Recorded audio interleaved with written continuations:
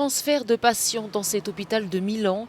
Une soixantaine de personnes atteintes du coronavirus et actuellement en convalescence vont séjourner quelque temps dans cet établissement. Objectif, désengorger d'autres hôpitaux pour leur permettre d'accueillir des cas plus graves. L'Italie est le troisième pays le plus touché au monde par cette épidémie de pneumonie virale après la Chine et la Corée du Sud.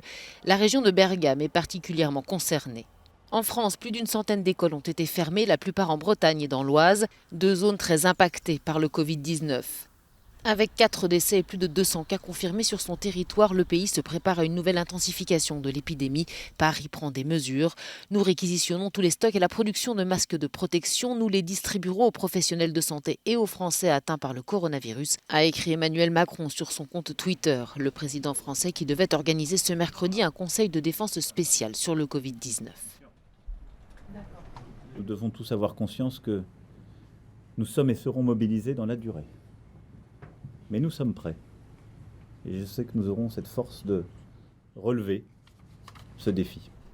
Et alors que le virus est souvent comparé à la grippe, l'OMS a mis les choses au point. De nombreuses personnes dans le monde ont développé une immunité contre la grippe saisonnière. Le Covid-19 est un nouveau virus contre lequel personne n'est immunisé. Cela signifie que davantage de personnes sont susceptibles d'être infectées. Le coronavirus est à présent bien établi en Iran, notamment dans les rangs du gouvernement. Téhéran a engagé la bataille contre le coronavirus. Écoles et universités ont été fermées. Les événements culturels et sportifs ont été reportés. Quant aux horaires de travail, ils ont été réduits.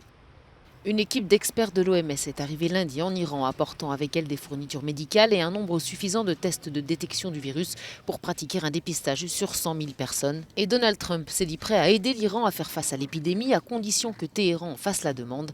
En attendant, le président américain visite des laboratoires exhortant les scientifiques à élaborer un vaccin au plus vite.